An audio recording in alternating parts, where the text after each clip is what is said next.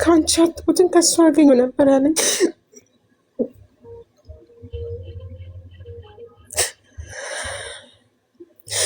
የምኖርለት ነገር አጣሁ። ምን ብዬ ልኑር? አንድ ተስፋ አለኝ ብዬ አሰብኩት እናቴ እና እሱ ነበር።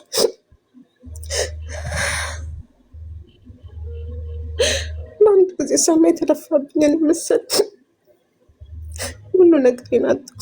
በአንድ ቀን በአንድ ጀበር ሁሉ ነገር ስትጠነጠቅ ምን ሊሰማ እንደሚችል ያን ሄደው የለም።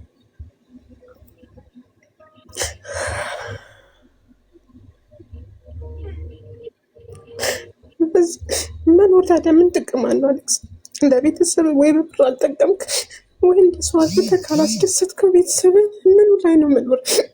ይሄ ከሆነ መኖር እሺ፣ ጊዜ አለመፈጠር አይሻል?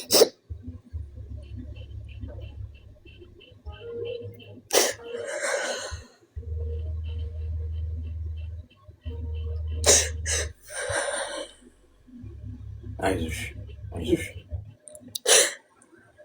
ያንቺ ትንሽ ሳወራ ከቀለለ ብዬ ነበር። ምን ያህል ጊዜ ሆነሽ አሁን ከሀገር ከወጣሽ? ትንሽ ጊዜ ነው፣ አመት ከምናምን። ያው ቤት እየቀያየርኩ ስለነበር አሁን 3ኛ ቤት ነው። እዚህ ቤት ከገባ 8ኛ ወሬ። እድሜሽ ምን ያህል ነው? እድሜሽ ምን ያህል ነው?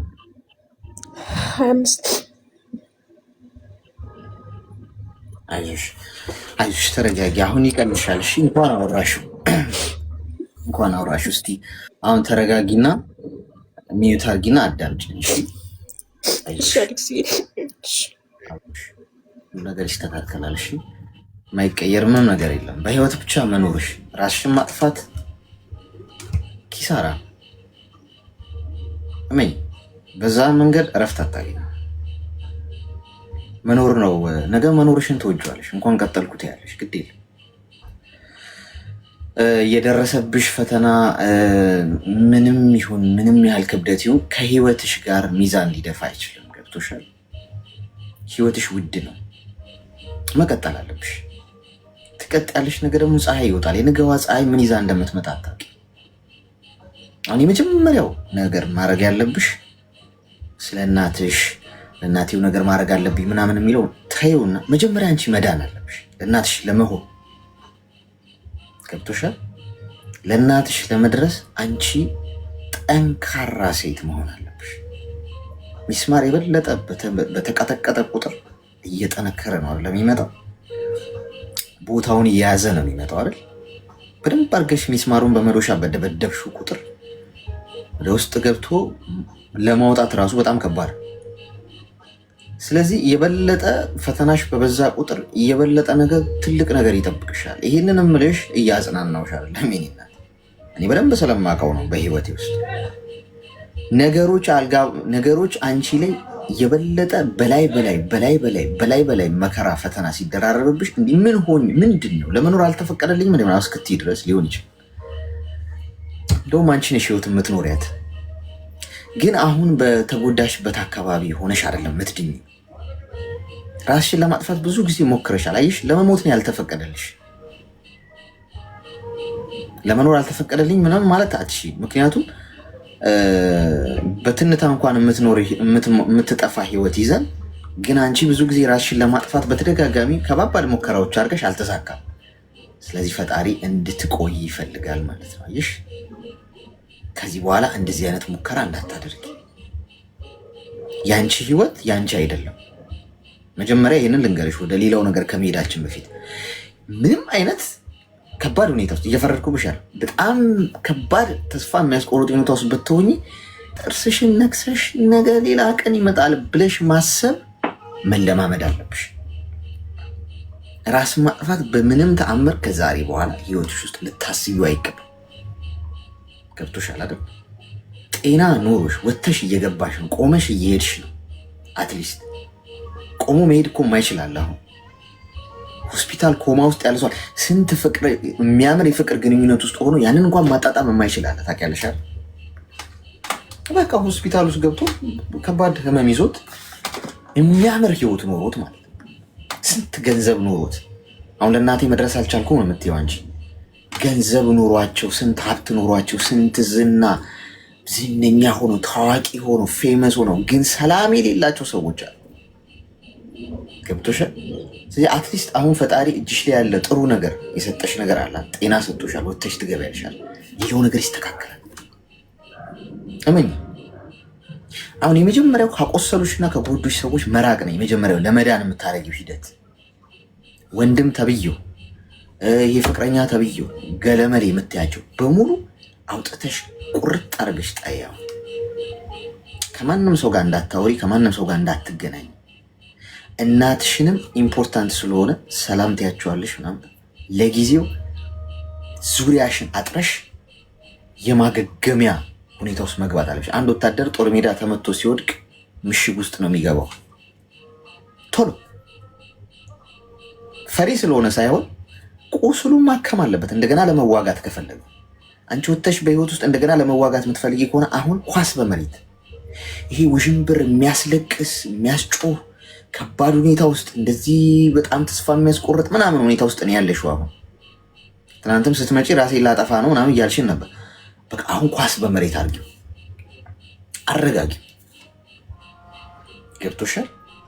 ካረጋጋሽ በኋላ መጀመሪያ አይደለም እንትን ያለሽ መጀመሪያ ከነዚህ ሰዎች ራቂ። በመንፈሳዊ ህይወትሽ በምታምኚው እምነት ወደ መንፈሳዊ ህይወትሽ ግቢ። ከፈጣሪሽ ጋር ተጠጊ፣ ጸሎት አድርጊ። በየቀኑ ይቺ ያለሽን ህይወት የምትስቢያትን አየር አጣጥሚያት። ጥሩ ሁኔታ እንደሆነ አስቢ። የተሰጠሽ ህይወት የሚያምር መሆኑ ይግባሽ።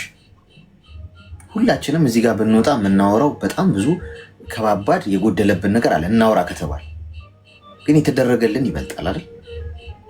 ስለዚህ ይህንን ፍቅረኛ ተብዬውን ቆርጠሽ ጣይ። ስለሱ እንዳትሰሚ፣ የማትሰሚበት ሁኔታ ፍጠሪ፣ የማታይበት ሁኔታ ፍጠሪ። የመጀመሪያው ነው። ከዛ በየቀኑ የምትሰሪው ስራ ላይ ገንዘብሽን ያዥ። ለእናትሽ ለመድረስ የምትፈልጊ ከሆነ ለእናትሽ ደስታ መፍጠር የምትፈልጊ ከሆነ የአእምሮ ሰላም የሚሰጥሽ ነገር ላይ ትኩረት አድርጊ። የተሰጠሽ ህይወት ላይ መኖር አለብሽ። ወደፊት ይስተካከላል። ቀን ነው፣ ጊዜ ነው የሚያስፈልግሽ። ገብቶሻል? የካዱሽ ሰዎች ሁሉ ከሃዲ የሆኑ ሰዎች ሁሉ የእጃቸውን ያገኙ። የጊዜ ጉዳይ። አሁን ዛሬ የነገርኩሽ ነገር ዛሬ ምናልባት ከጉሮሮሽ ላይ ያወርድ ይችላል፣ ግን ቀን ሲተካ ግን ቀስ እያልሽ ነው የምታገግሚ የምትድኝ። ራስን ማጥፋት በምንም ተአምር እንዳታስቢ። አንዳንድ ጊዜ ቁጭ ብለሽ በህይወትሽ ውስጥ ያሉ ፈተናዎች በሙሉ ቁጭ ብለሽ ራሱ እንደ ባቡር ወይም እንደ ባስ እንዲያልፉ እስቲ ጉዱን ነው ማየው ብለሽ ቁጭ ብቲ ማለፉ አይቀር። ማለፍ የተፈጥሮ ግዴታው ስለሆነ ነው እሺ የሚያልፈው። እኔ ስላልኩሽ አይደለም። ምንም ነገር ማለፉ አይቀር።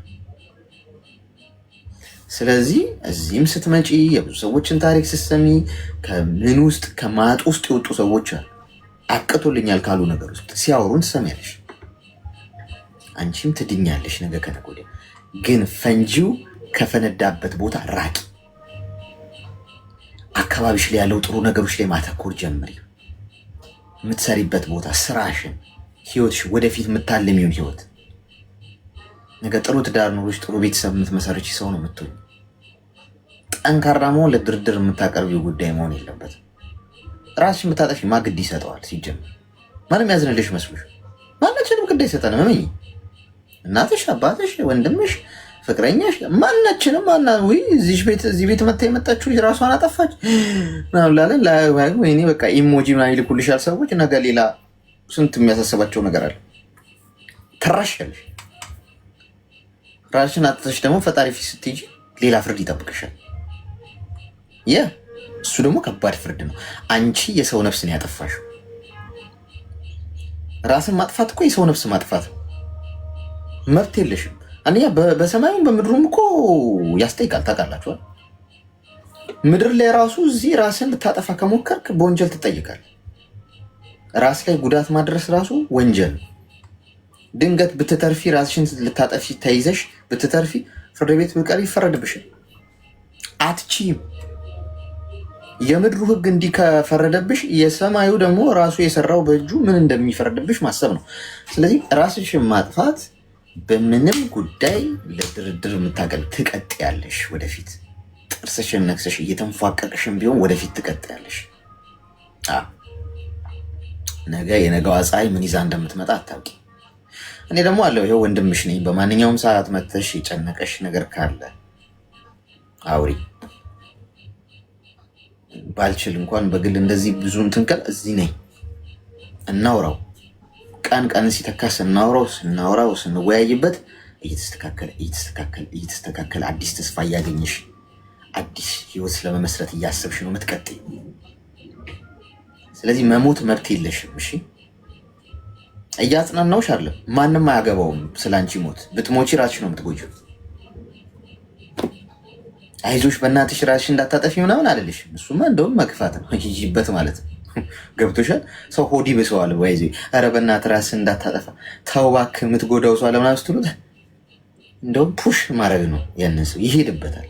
ማንም ግድ አይሰጠውም። ይህንን ሀቅ ነው የምነግርሽ። ማንም እናትሽ ራሱ ራስሽን ብታጠፊ አልቅሰው ቀብረውሽ ህይወታቸውን ይቀጥላል። ያ ስለዚህ ለራስሽ ህይወት ዋጋ የምትሰጪው ራስሽ። ተግባባ? አዎ አሌክስ ተግባብተናል። በርቺ። እሺ በጣም ጊዜ ነኝ። በጣም አመሰግናለሁ አሌክስ። እሺ በጣም አመሰግናለሁ። ፈጣሪ እድሜና ጤና ይስጥህ አባቴ። አሜን። በርቺ። ሰላም ነው። ራሴን ማጥፋት አሁን ብዙ ሰው በውስጡ እንደሚያብሰለስል ሰው አለ። ማን ግድ ይሰጠዋል? ጓድ ራስን ብታጠፋ ሁሉም የራሱ ጉዳይ አለ። እንደውም ድሮ ነው ሰልስት ምናምን ሁላ የሚቀመጠው ሰው ሲሞት ሰልስት ይባላል። 40 ምናምን የለም መሆን አባቴ 40 እግርህን ትበላለህ። ከሞቱ ትቀበራለህ። ሐውልት ላይ አበባ ጉንጉን ያመጡልሃል። ወደ ስራ እንደውም ጠዋት ቀብሮ ከሰዓት ስራ ነው። አንዳንዱ ሰው ኑሮ መሮታል። ሰው ገብቷል። ጊዜው ተቀይሯል። እንደ ድሮ አይደለም። ሊያስቡ ምናልባት 2 ቀን ምናምን አይ እሱ ልጅ እኮ ምናምን በቃ ሌላ አጀንዳ ላይ ናቸው ሰዎቹ፣ ሁሉም ቤተሰብም ጭምር። ለራስ ቁም ጎበዝ። መረረህ ዋጠው። ነገ ደግሞ የሚጣፍጥ ጊዜ ይመጣል። ያ